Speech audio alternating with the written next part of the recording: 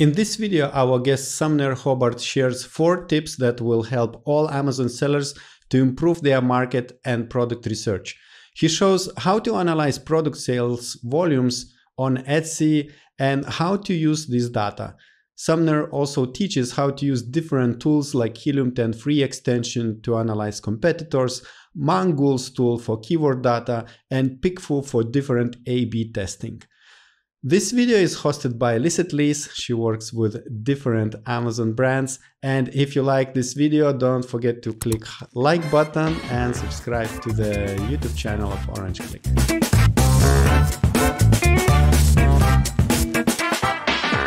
Hi Sumner, I'm really happy to have you here on Orange Click channel today joining me. So before we will talk about some really interesting tips about research, then could you please introduce yourself and tell us what you do in the Amazon space? Yeah, absolutely. Well, first, super excited to be here. Really excited to kind of share these hacks and tips with your audience. I think you're going to find it very valuable. But just briefly, a little bit about me. Hi, my name is Sumner Hobart, and my wife and I have been full-time Amazon sellers for about 3 years now. And basically, a little bit before that a lot of people don't know, is before I kind of got into Amazon and e-commerce, I worked for a market research company, working for companies like Procter & Gamble, Adidas or Adidas, Cow, and some other consumer product companies, kind of conducting mobile qualitative research projects. So a lot of market research, that was kind of my major in college. So taking a lot of these different strategies and concepts that I've kind of learned maybe, outside of the Amazon bubble, and then start applying that to our business. And then my wife and I obviously seeing results, helping some of our clients and just some other sellers as well, who just ask us questions, helping them with their business and seeing some really incredible results. And just kind of distilling kind of 4 of the best hacks or tips when it comes to product research, but really more market research, kind of understanding your audience first, and then being able to use that data to then ultimately develop products that kill it in the marketplace and ultimately, improve your conversion rate and generate more profit. That's kind of the ultimate goal. Okay, sounds really good. So I know you have prepared a presentation for us as well to dive a little bit deeper into this topic. So please go ahead, share your screen, and let's see what you have for us.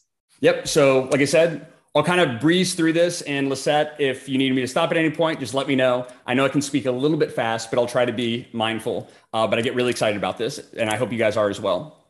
So like I said, we're going to be covering 4 Amazon kind of product research or market research secrets with 4 different tools. The first 2 tools are completely free. These are free, simple, and extremely powerful techniques that you are going to be able to utilize immediately and see results, whether you have an existing listing or if you're developing a new product. And the next 2 tools are paid tools, but they're extremely powerful. You'll see kind of how you can use them and why. And we'll go ahead and dive in kind of to tip and tool number 1, which is actually Etsy. So obviously Etsy is a e-commerce platform, but it's also an amazing free tool for Amazon sellers, particularly with product development. So how can we use Etsy? And I'll just give a specific example, but of course there's many ways. So let's say that you are, maybe this is your first product, or you're kind of launching a product line of different wall art. Okay. So again, this tip is specifically kind of relevant if you have more of a, your product is differentiated based on design, really effective. So you're looking at wall art on Amazon and you know that there's high demand, right? People, virtually anyone. I mean, right now in our Airbnb, we have no wall art and I really wish we did. It exists in almost every household, right? High demand. And you're wondering, how do I compete in this space? Like, how can I find art in a specific design or style that will ultimately win and people will actually choose it, they'll like it, they'll buy it, recommend it to their friends on Amazon instead of, taking your whole investment and throwing it, down the toilet. So that's the question. How do we compete in this space? So what you can do is really powerful. You can go to Etsy, maybe type in wall art or type in boho wall art or whatever. You're just kind of looking at wall art on Etsy. And what you can actually do, okay, and I want to be very clear in how I say this, just so it's not misconstrued, is Etsy is a great tool. And I've used this, my wife and I, for our own products, and we've helped other sellers as well, to identify top selling products on Etsy that don't exist on Amazon whatsoever. So really powerful, because obviously it's selling well on Etsy. There's demand there, but there's none of this product type on Amazon. So you can use Etsy as inspiration and not just go through and look at images and just feel like whatever, product design or whatever, graphics resonate with you, use that, but actually use data. And I'll show you some of this data that a lot of Amazon sellers are sleeping on. So anyway, you go to Etsy, you type in wall art. All right. And then what I'd recommend doing is identifying a few 3 to 5 different listings that have a high number of reviews. And also if you see the star seller badge, as you can kind of see that I've highlighted here in orange, that's another good sign. Just overall, you're looking for potential listings that have high sales volume and high number of reviews. Next, go ahead and just click on, you can open each of those up and I'll kind of show you what to do. So once you click on an Etsy listing, you get to the product detail page that looks like this, okay? And there's some really great data here that a lot of people aren't aware of. So here's a few things that I'll highlight. So number 1, we have the reviews for this item. Number 2, we have the reviews for the shop. And number 3, we have the total sales that the shop has made, all given to us by Etsy. So think about these 3 pieces of data. What can we infer, or what kind of formula can we come up with using these 3 data points? Well, I'll show you. So we can actually estimate product revenue pretty closely for Etsy listings.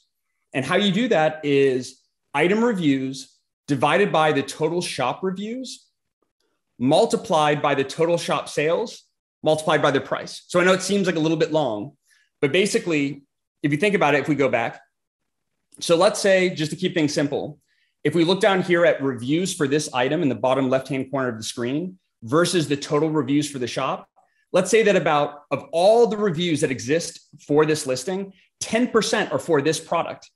What we can infer from that is there's a good chance that if 10% of the reviews are for this product, that 10% of sales are for this product. So we can kind of use that as an estimate. And again, it's not 100% perfect, but it's a fairly good estimate on how much revenue this listing is doing. So again, you divide item reviews by shop reviews, multiply by the total sales the shop has made, and then multiply obviously by the price point. So just multiplying by total shop sales, you get the number of orders, multiply that by the price, then you get, kind of total estimated revenue. And that number comes to, if we just run it for this listing, almost 21,000 US dollars for this specific listing, which is pretty powerful. And also keep in mind, if you saw before, this is actually a digital download on Etsy. So there's a good chance they're making 70 to 80% profit on that specific number. So a bit higher than for physical products. But regardless, we're not using this for digital products. We're using this as design inspiration for the products that we're going to sell on the Amazon platform. So we have that number. And basically with that number alone, you can kind of just look at those top 3 to 5 and actually organize and use that as a benchmark within Etsy itself. So number 1, you can use this number as just kind of estimating overall demand for certain products on Etsy. But more importantly, what I like to use it for is more of a benchmark. So instead of like, oh, here's how much it's doing on Etsy, maybe for me, I'm like, that's really not much at all. That's a super low number. But using it kind of within the Etsy platform itself, you can identify, instead of, hey, here's the design that I like the best, or here's the listing with the most reviews, here's the listing that based on a fairly good formula is likely generating the most revenue and therefore obviously probably the highest demand. And then at the end of it, you identify that top selling listing or this few on Etsy, go cross-reference and go back to Amazon and look, and is there anything even similar like this on Amazon? If not, that's an amazing sign because the bestseller on Etsy doesn't exist on Amazon. So you can be the first seller to bring that type, not copying the product, but bring that product type to Amazon. So that's kind of the step 1. And I know you can pause and kind of write the formula down. Once you do it a couple of times, it becomes very quick. I don't know of any tool that does this yet. Otherwise, I would just be talking about the tool. I'm sure it's fairly easy to do, but right now I'm having a VA kind of do this on a large scale, and we have a Google Sheet that we're keeping track of everything. So that's step 1 is kind of total, revenue for each listing. Taking that a step further, what we can do is go to the review section of that same listing, click on newest or sort by newest review. Next, we're going to go as far back as we can. Basically, we're trying to find that first review that was left for this listing. So if we go all the way back, and in this case, it was kind of page 27, we scroll all the way down and we find that the first review that was left for this listing was on March 15th of 2021.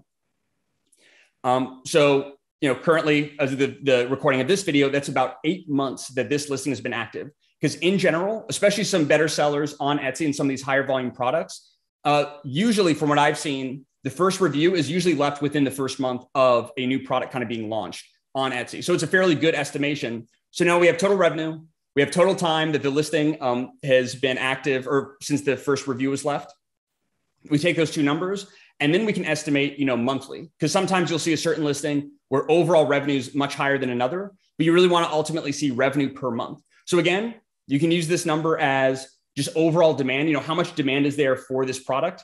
Keep in mind, again, you can go and Google this for yourself, but Amazon total revenue generated by Amazon is significantly higher than total revenue generated by Etsy. So just kind of keep that in mind.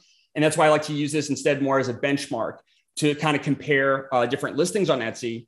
And then whichever, like I said, is kind of the highest revenue per month, boom, I'm going to write that down. I'm going to take some notes, look at the materials, look at the colors that it uses, the typography. Obviously it's going to depend on what product you're looking at, but just take a lot of notes, read through the reviews and see why people are loving this product. Take those aspects, and then you can go to, your designer and start, with the product development process and creating your own version. And you have some pretty solid data here to ultimately to back that decision.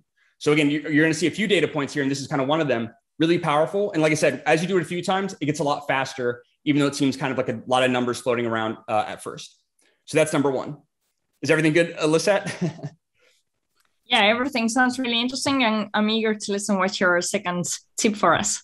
Awesome. Well, tip number two, getting back to the Amazon platform, is looking at what might perhaps be the most underutilized set of data, period, for Amazon sellers. It's starting to rise in popularity a little bit, but still hugely, hugely underutilized. And this is gold. Okay. So on Amazon, we are able to read our competitors' reviews. That's really powerful. It's so powerful, in fact, that if you don't know who this is, despite the grainy image, this is Tim Ferriss. He's the author of 4 Hour Workweek, 4 Hour Chef, Tools of the Titans, a lot of best-selling books.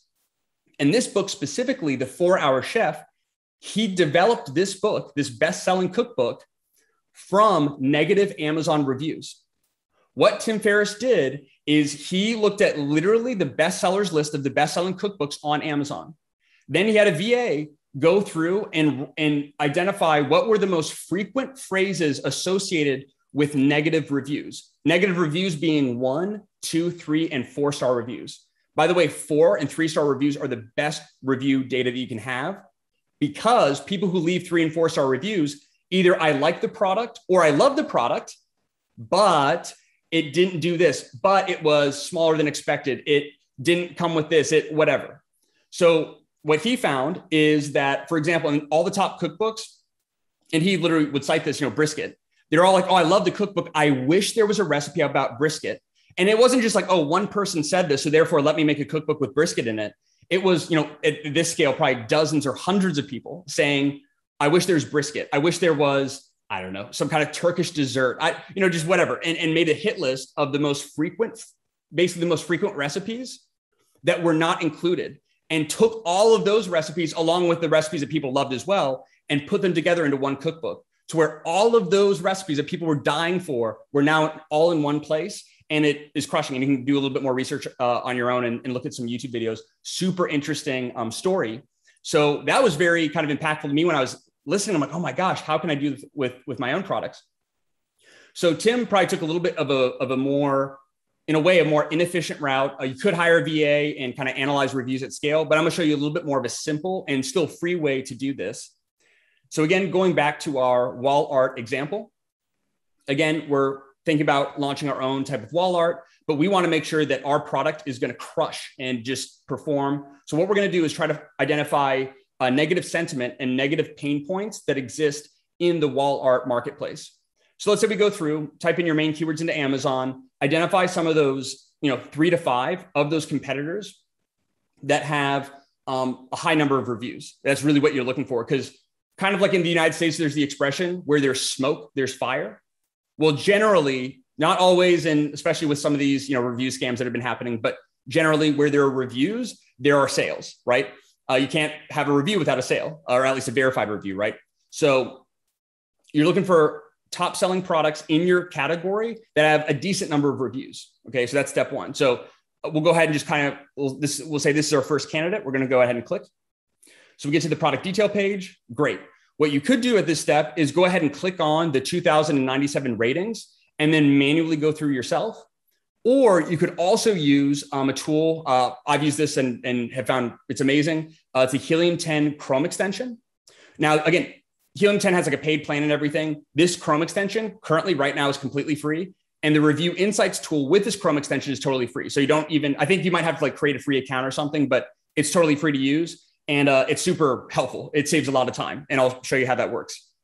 So you just download the Chrome extension, create your free account.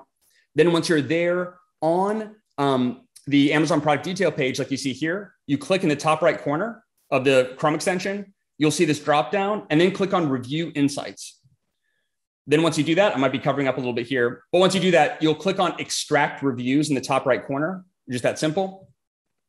And then once you do that, click on Review Analysis. And then what we have here is we actually have a list of, on the left-hand side, the most frequent phrases that come up in reviews. It just basically, this is a word cloud that is organized as a table. So very, very simple actually, but most frequent phrases that people are talking about in reviews.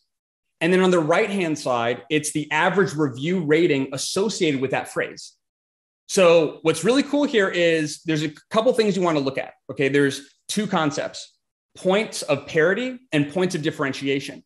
Your point of parity when you're selling, when you're in any business, is what do your competitors do well? You want to make sure that you match that and either do as good or better in those regards. And at the same time, you want to do something different too. You want to be even better. So, I do everything my competitor does and X, Y, and Z. And again, it's for your specific audience. It's not just trying to mimic or copy or just do everything. It's, for your specific audience. So you want to look at some of those whatever kind of has the highest average ratings that people are all talking about. You can quickly get a sense of this is why people are buying this product. This is why they're buying. This is what occasion or what event or what they're buying for. And then also what I like even more than all of that, and that's what we're going to kind of focus on, is these points of differentiation. What pain points exist that I can exploit ethically with my listing and my product? And as you can see here, like I said, I think my face might be covering it up, but we see that right here, we have the phrase smaller than, and the average review rating is like 3.5. So everything else is 4.3, 5-star, 4.5, it's around 4 or higher. This is 3.5-star average rating for this phrase. So we know that there's a lot of negativity. There's a lot of pain in this phrase. So what I'm going to do is, this is awesome. I identify those kind of low average review. And I'm going to go ahead and click on that to see what's going on. Like, what are people talking about? And in this case, it's going to be a little bit more straightforward talking about wall art. In other cases, it's totally you would never expect. But here we see, right, small. It's much smaller than it looks in the pictures. It's smaller than what I expected, even though it's a beautiful picture. Smaller than I thought, still looks cute. It's way smaller than I thought. It's a bit smaller than expected. Over and over and over again, people talk, a good chunk of customers talking about how this is smaller than expected. So it's not even that there's a problem with it. It was just that their expectations were here. Their product was here. Whenever you go negative, whenever your customer's experience is below their expectation, that's a negative review. When it's above, which is your goal, that's when people start leaving reviews. That's what, like when you're in your product insert and providing value, right? Or other ways. That's when people tend to leave, positive reviews, is when their expectations were lower than what they actually got. So that's great. So now what do I do with this information? Like, what do I do with this data? Like, so what? So me as a seller, whether I have an existing product or I'm planning on creating kind of my own wall art that I'm going to sell on Amazon, I need to make sure that I have, at least in this case, at least one image that highlights the size, that is very, very clear exactly what the size is. And what I would do is I would have a lifestyle image and I would have an infographic. So the infographic, I would have the exact kind of dimensions, looks nice and pretty. And maybe it's kind of like a close up of, on a wall. And then you have those kind of dimensions, really pretty, really professionally done, showing exactly the size. So they can actually go and measure for themselves there on their wall to make sure it's going to fit and make sure they know exactly what it looks like. And then also I'd have a lifestyle image that is done, accurately. So a lot of sellers, what they'll do in a lot of cases, this is just, wall art, this is in many, many categories, is they'll kind of get photos done from a photographer and then send those photos to a kind of Photoshop editor to try to, save on instead of having to hire models and rent out a space. And sometimes with certain products that can work really well if you have a really good designer If you don't, which may very well be the case here, that the customers are clearly, there's a problem with the images. They're totally misled.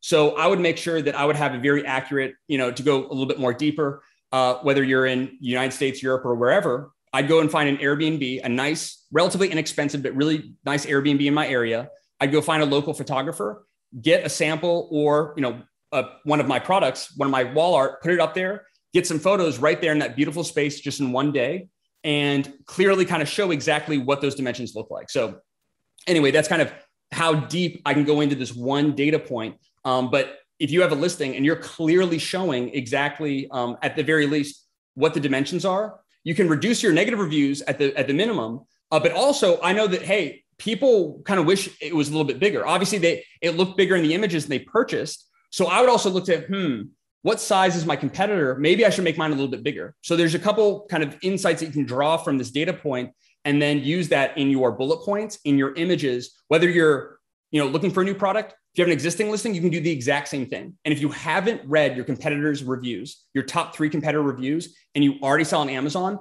you need to do that today. You need to write down to do and do that today. It'll drastically improve, it can drastically improve your results. So that's one. I'll go through one other quick example when it comes to Amazon reviews. I know we talked about wall art a lot. So another example, because this works with many different products, is elderberry gummies. So for the immune system. And so I just found this is one of the top selling elderberry supplements or gummies here on Amazon US with a decent number of ratings. I want to, as a competitor, maybe I want to launch a product in the space. Let me see how I can exploit my competition. So I go through the same process. I go to the listing, open up the review analysis, just like I did before. And here's what's really interesting. And this is just I just thought of a product idea and looked, it's crazy what you can find. So we see here, we have 4 gummies up here at the top and then Take 4 there at the bottom. So top left and bottom left of the screen. And they both have a 3-point, I forget what the top one is, 3.4. And this one down here, the Take 4 has an average 3.7 review rating. So very low reviews associated with both of these phrases, which is really interesting. What does this even mean? 4 gummies, Take 4. It's kind of a little bit bizarre. It's not very obvious. So of course, what I'm going to do, I'm going to go and look in a little bit deeper. So I click and then I can see the reviews themselves. And I just picked a couple here and you can pause and kind of read it fully. But basically, right, they're fairly expensive. You have to take 4 gummies a day, which seems excessive. Or I really love this other review. And guess what? If I was Gaia brand, their competitor, I would find a creative way of using this review in whether it's my own website, it's in my social, depending on your strategy, and of course, read Amazon's terms of service and all that.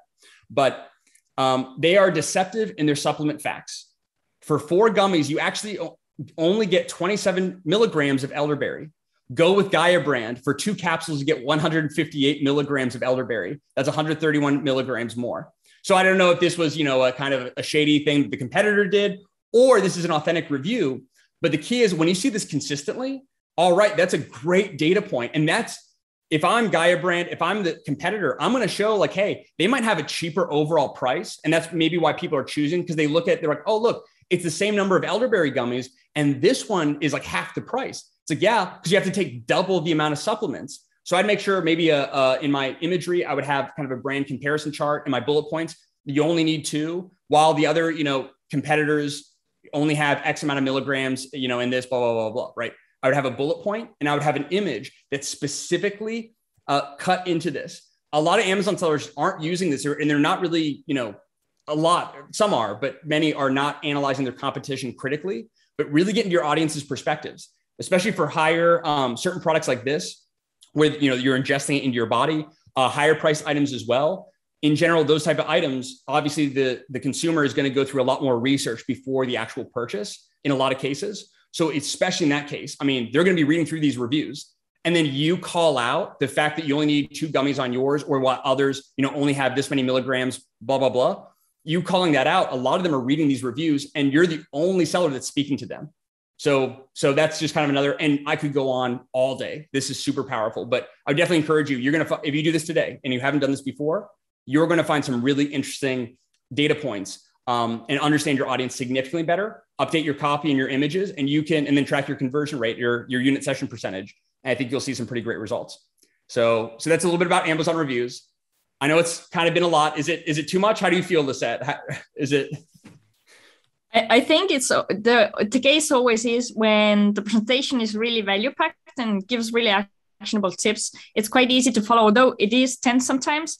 But I mean, viewers are always able to pause and go back and really put in use those strategies you are telling us. So that's a great thing.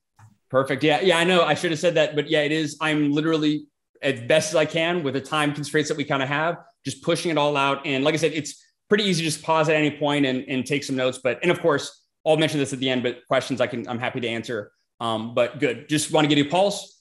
Hope you guys are loving it, and we'll kind of keep trucking on. So another really cool data point, where online shoppers begin their search. We know, especially in the United States, that the majority of shoppers begin their product purchases or begin the search for their purchase on Amazon. That's a fact. We know this.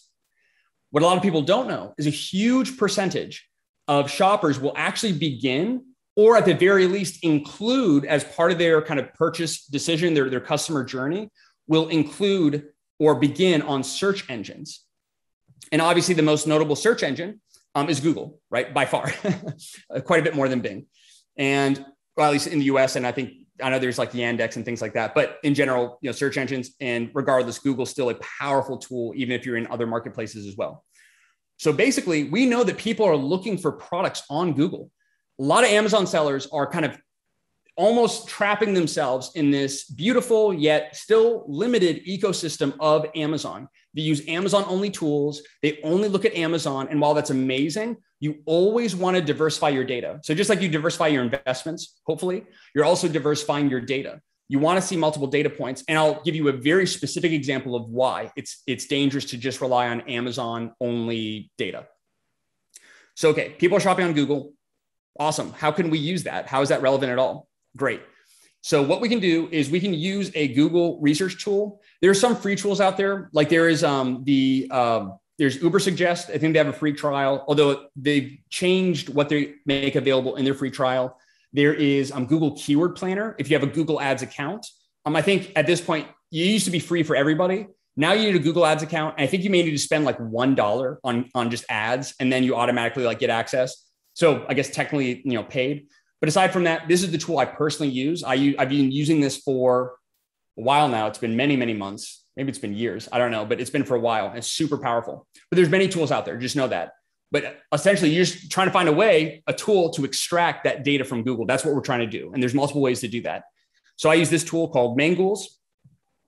And what you can do with these tools, it just similar with, an Amazon keyword research tool, is you can search for keywords on Google. So like I said, going back again, trying to stay consistent, we're searching for wall art. Again, we want to enter this space, and we want to make sure that we enter in, and identify kind of the highest demand opportunity with the least amount of competition. So we can just blow past and make it easier to rank, easier to generate sales and all of that, and even rank on Google. So what we're going to do here is in the search bar, just type in, your product that you're interested in, select your marketplace, and then go ahead and click on Find Keywords.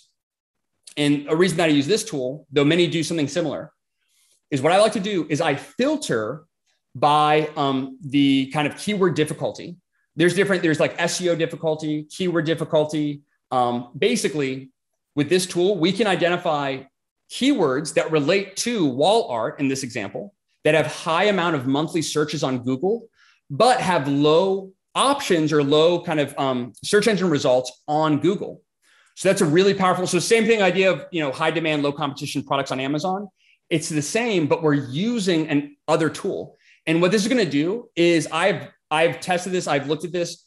You're going to find a lot more product opportunities when you branch out of Amazon than using Amazon only research. For example, and this is the specific example that I'm going to give. I love Helium 10. You guys know I just use their tool. I'm an affiliate of theirs. I love them. They're great. And I will say this is a fact. I have an exact match campaign running for one of our products. And one of the keywords in that campaign generates about 12 to 20 orders per month for that one single keyword. So I know this. I have the data. I can see the data. I'm like, okay, this keyword's generating sales. Great. Let me just for fun, let me check what Helium 10 Cerebro says, or the magnet says the monthly searches are. So I go and plug it into the tool, and Helium 10 tells me that there's 0 searches per month for this keyword. That's false. I know there's up to 20 orders just from my PPC alone per month, let alone the searches. I go and put that same keyword here in Mangools, and it showed me, I think it was about 500 monthly searches on Google, which makes a lot more sense. That data aligns much more with my Amazon PPC data. I can, so again, not dissing any tool. I'm just saying it is very important to diversify your keyword research as well and your product research. It's going to open up a lot of opportunities. So again, not dissing or whatever. It's there. I use Cerebro to optimize all my listings. I just, use a more data than maybe the average seller, maybe.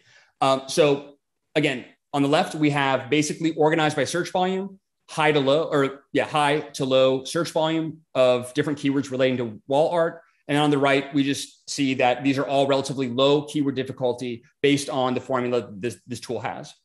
So what's really cool is, and this kind of makes sense, right? I like to use my common sense a lot when I'm using these tools. We see that we have large wall decor and large canvas wall art. So obviously that's pretty basic. I mean, that's not really helpful of like a specific product. It's an overall category, but doesn't that make sense? Doesn't it make sense that there's pretty high volume for large wall decor, yet not a lot of options on Google? Why would that be? Well, maybe it's more difficult logistic wise to produce and ship large wall decor versus small wall decor. So of course, there's that higher barrier to entry for this type of product. Doesn't that just make sense though, that there would be, there's always demand for large wall art. There's plenty, but just not as many options to meet that demand. But there's reasons for that, of course. So large wall, that's kind of general. Let's keep going down. So 3D wall art, that's really interesting. 3D wall art, I might do a little bit more research. That could potentially be a product that's relatively small or lightweight, maybe. So I look through that. Moss wall art, 6,300 monthly searches. That's interesting. Again, I would have to do a little bit more research to see exactly what that is. What do people want? But these are all options that, and just specifically, like I said, 3D wall art, Moss wall art, maybe Christian wall art. Those are 3 keywords that I would then take. I'd write them down, go to Amazon, and then check on Amazon and look at the overall searches. Because I know there's demand for this. I know people are searching, and a lot of times you'll either find that there's like a couple sellers and they're not doing a very good job, to where people go on Amazon, they search for Moss wall art, and they look at the options and they're like, oh, this kind of sucks. Like, this is awful. And then they don't buy and they don't leave reviews. So you use Helium 10 or whatever tool, and you see that the revenue is low. You're like, oh, there's no demand. No, think about the full picture, because people are typing this on Amazon. There's no good option, not one. They're not going to put like, oh, well, it's the best one. It looks like crap, but I'm going to go put it in my home, and hang it up there. No, they're not even going to buy it. They might go, to like someone's, website and purchase. I don't know any popular, wall art. I don't know, like Wayfair.com or Overstock or something. I don't know, Target maybe, instead of going to Amazon. So you could be the first. And again, this is one data point. It's not going to solve all of your questions, but the start of, okay, let me find an innovative way. What are people looking for when they want Moss wall art? What kind of size, what kind of style, and start the process. And you could really compete there. But again, it's high demand with low kind of options on Google, cross-reference with Amazon. And usually it's usually kind of the same.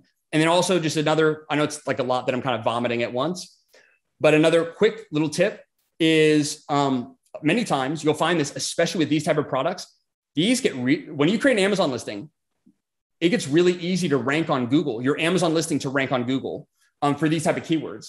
Because when there's literally, like, you go on Amazon, there might be 0 options or 1 or 2 versus literally thousands. It becomes much easier when you create your listing and Amazon has that high domain authority that not only do you rank well on Amazon's search engine, but if you properly optimize your title and in your listing, you can actually also organically rank high on Google, which then just drives more traffic to your Amazon listing and all of that. It's really powerful. Like, I almost didn't want to share this because it's like, if people actually start using it, it's really powerful. But I'm here to help. So I hope you guys find it valuable. There's 2 products that we're launching. Our next products, we're using this as well as the next tip that I'm going to share. And I might be a little bit more vocal about some of those results once they start coming in, but I'm super excited about those. So this is number 3. And this is, I promise guys, this is the last one. So this is tip and tool number 4. Again, yes, this one is a paid tool as well, but very, very powerful and starting to gain a little bit of traction in the Amazon space. Unfortunately, I wish it was still hushed, but it's ultimately good for sellers. And that is PickFu. So some of you, of course, the subscribers, you kind of may already know a little bit with Anthony coming on and talking about this. Basically, PickFu is, so what I've covered so far is a lot of kind of secondary data. It's data that's kind of already been collected. It's kind of a mix between secondary and primary, but you're kind of utilizing data that almost already exists. With PickFu, it's really powerful because you can collect primary data that nobody else has. Basically, any question that you have about your Amazon product, like what hesitation do you have? You know, when you're launching a new product on Amazon, what are you worried about? You might be worried like, well, Sumner, like, how do I know people are going to buy my design? Okay, why don't you ask them? You can ask them on PickFu. So basically, it's a survey distribution platform. You create a really simple survey and then send it out to your target audience. Super powerful. And I've actually tested some other sites like Amazon Mechanical Turk. It's a place where you can, I used to do a lot of survey data there now, like a while ago, it seems like, but their responses were awful. This is a really solid tool, like in terms of the quality of responses as well. So it's not just one of many, it's really the best that I found. So some different examples of questions that you can ask if you're in e-commerce. These are the 3 most common that I use personally. And that's testing your main image. Very important, kind of that low-hanging fruit of something that you can quickly test. With PickFu, take your existing listing image, or if you have a new product, just take your 2 that, you know, you're kind of in between. You don't know which one's going to perform better.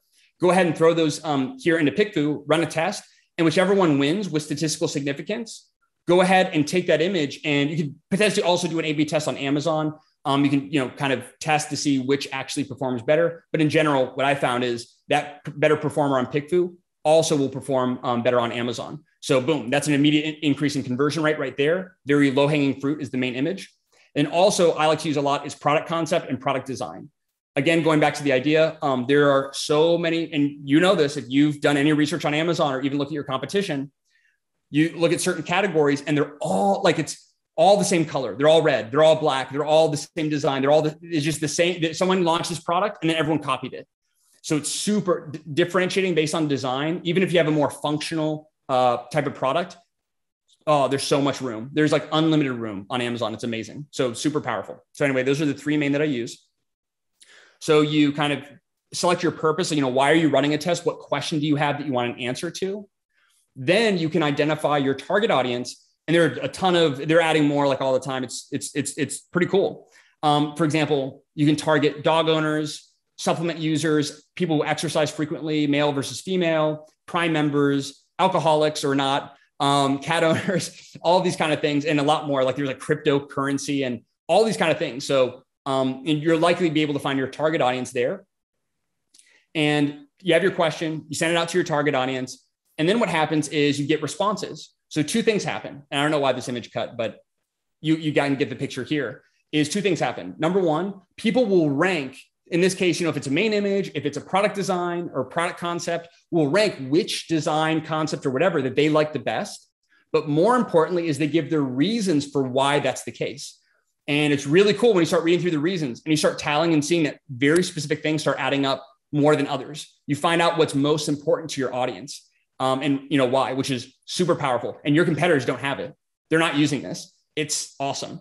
So in this case, we find that, you know, hey, we're selling face masks. Which type of face mask should we sell? What should our main image look like? And, you know, because it's 50 count, but how do we display the 50 count? And obviously people here love to see the packaging with 50 count right there versus the other 2 options. So maybe you wouldn't have known that. Maybe you look at these images and go, oh yeah, Summer, that's what I would have chosen. But you'll be shocked. About half the time you'll be totally wrong. And the other half the time it's pretty spot on. So at worst case scenario, it's sort of like an insurance policy. And best case scenario, you have data that nobody else has that's going to make you blow past your competition. So again, that's kind of with the main image. And another just quick example. Let's say this is another kind of like product design, or you're trying to think how to style your image. You just kind of see, you know, because how it works is people will rank from kind of their favorite to least favorite, and then later give their explanation for why. So you can kind of see that, you know, score 52 versus 32. Let's see, I think the sample size was a 50. Yeah, is fairly, you know, statistically significant. It's a pretty solid, you know, above the 32. So that's pretty good data. And so you can kind of see how that works. That's the top image. But again, diving in and basically I've run like a ton of PickFu tests, especially recently. It's all my own product, so I'm not like going to share it. I don't want my competitors seeing it. But like I said, I might be more vocal about this because it's crazy. Like you can't find this data with keyword tools. You can't find it with review analysis. They're both great, but this is just that third, like the trifecta. You combine keyword with reviews with this and that data that you have, like you're going to understand your audience better than anybody. Really powerful. And the last thing I'll say about PickFu is this is actually a tip from Steven Seelkoff at the Prosper Conference. Awesome. I love this tip. And I've already used it and it's great.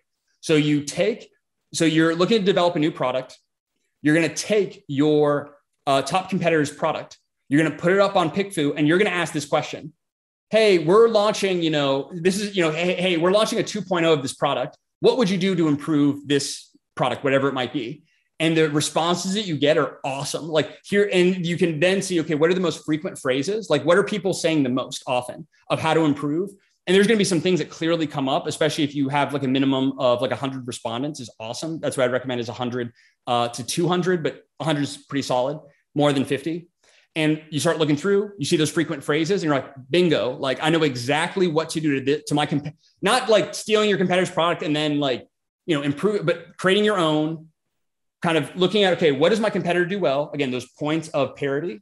And then how can I improve upon it myself? Those points of differentiation to where you do everything like your competitor does better than they do and even more. It's awesome. So if you actually use this, it's powerful. But so many Amazon sellers, I have to pay for it. I'm not going to do it. I want to, launch my product for the lowest possible price, at least for newer sellers. Some more established sellers have, Anthony was telling me with PickFu, the liaison with PickFu, some people have 10,000 plus credit a month running surveys here. It's powerful. Look at the biggest companies, Procter & Gamble, look how much they spend on research and development, right? Or Adidas or some of these other companies. It's pretty powerful. So anyway, hopefully I don't think I disclosed any information I shouldn't have. Okay. But that kind of concludes tip number 4. So I know it was a lot and I know maybe you have questions, or if you do have questions, I'm more than happy to kind of follow up on that. I might be posting some more kind of on my different socials here in the future once I start getting some more data in, and I'm happy to share that as well. But I hope, did you guys find it valuable? Did you find it valuable, Lisette? Yeah, I did.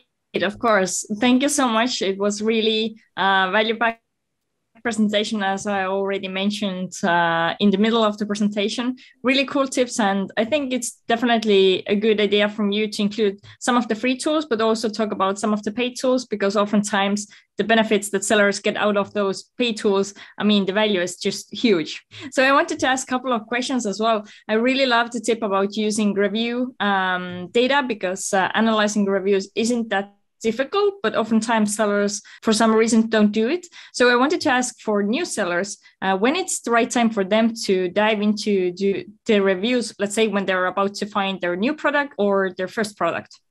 Perfect. So if they're going to find, I would say this first, if you are maybe a newer seller and you have an existing listing and you haven't done it yet, do it immediately for your existing listing. That's first and foremost. It's better to improve upon an existing product or business than try to start a new one and all of that. And there's reasons for that. Ultimately, it's up to you, but I would do that first. Next, let's say you're launching your first or your next product. First step, I would say, is first of all, just think about what overall product category do you want to enter. There's a lot of opportunity and a lot. Just kind of really focus on what do you think can generate ultimately the most cash flow with the least amount of issues and errors, logistically and everything. That's what we look at, is we hone in on cash flow. What could, have the ultimate highest ROI over the long term. There's a ton of checklists that we have for new product launches. But once you identify the category, then from there, okay, that there's demand in this category, that there's probably opportunity, boom, then dive into the reviews. Before you a lot of people think let me develop the product first and then write the copy. Your bullet points should be written before you launch your product. Of course they should be written. You should have a listing before your product launch, of course, but ideally, and a lot of people are like, wait, what? That's not the linear process. Really write your bullet points before, understand your audience first, create the product. And once you have, a sample created, and you've gone through some of this process to vet it, then I'd recommend, starting with the bullet points right then, even maybe before production begins. So those are kind of the 2 timeframes I'd look pretty much, as soon as possible. It's powerful.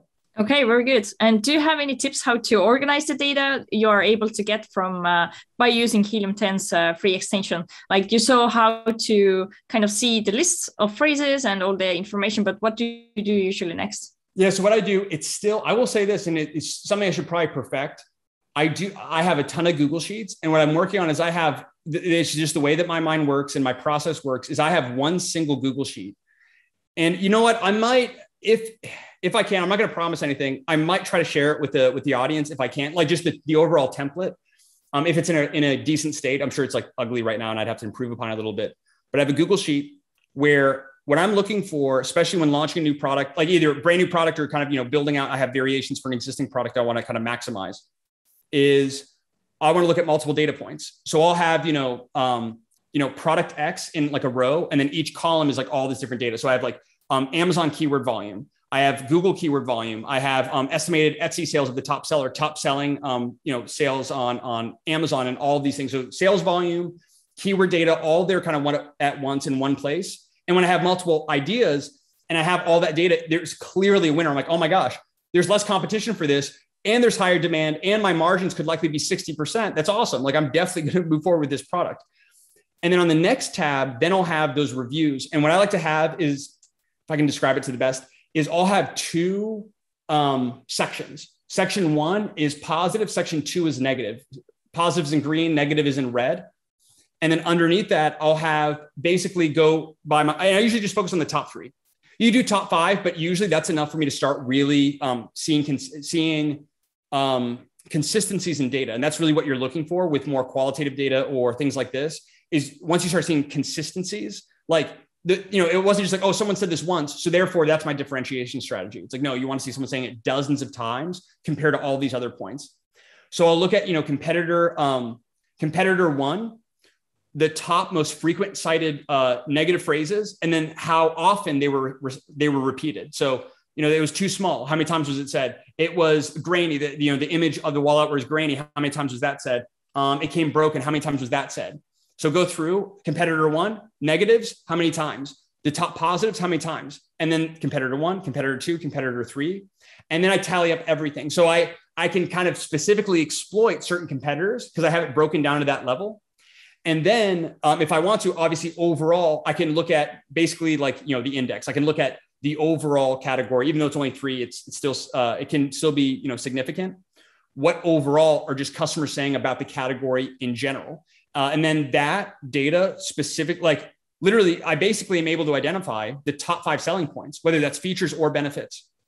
Like the question to ask is like, honestly, not what you think, but what is actually most important to your audience? What are the 5 things? You know what those 5 things become? They become my key product features or my bullet points. They also become 5 images. So like one big pain point, it was too small. Boom. Too small is now, I'm going to make that a bullet point. I'm going to make that an infographic at least. I'm going to make sure I address that and then so on. So that's kind of overall how I do it. It is a little bit manual. I'm actually in the process of hiring a VA to help with some of the product development process. We just, at this point, we have like too many product ideas, like plans that we can execute with our capital. Like we're like just in our time. So we're looking at kind of scaling that out. But it is a little bit of work to do it, but it is absolutely worth it. It is worth your time to do it. And you don't even use a tool. You can do it manually, but like I said, Helium 10 is definitely helpful in just quickly identifying those top phrases. Okay, very good. 10 points for describing how your Google Sheets look like. I think it's definitely helpful for our viewers. So thanks a lot again for joining me. And for those who would like to learn more about what you do and where to share your knowledge, then what are the best channels to follow you? Yeah, definitely. So you can definitely, if you have questions, happy to help in any way that I can. As I said at the beginning, my wife and I are full-time. We're sellers first before influencer. I'm not even an influencer. I'm just, whatever we find helpful that really changes our business or that we see in the market that's changing other sellers, we share that. And the probably best 2 places, number 1 is YouTube. We also have a YouTube channel. I think it's actually kind of similar to Orange Click in some way. So I think your subscribers might find it valuable. So you can find us there. Just type in my name, Sumner Hobart, and you'll find me. We also have a Facebook group where every week I literally have like a quick tip. So it's FBA Tip Tuesday, and I'll post just kind of a quick tip, something insightful, helpful, and quick that you can implement with your business to see results, fairly fast. So also our Facebook group, that's the Amazing Escape Plan. We also have Instagram. I'm on TikTok. I'm on a few places, but those are probably the 2 biggest. And like I said, I'm definitely, happy to help and very thankful. I really appreciate you having me on. I love your channel and your audience, I think, is awesome. And yeah, I appreciate it. Perfect. Thanks a lot. So we wish good luck into your business and hope to see you soon. Yeah, absolutely. Well, I'll be sure to keep you posted.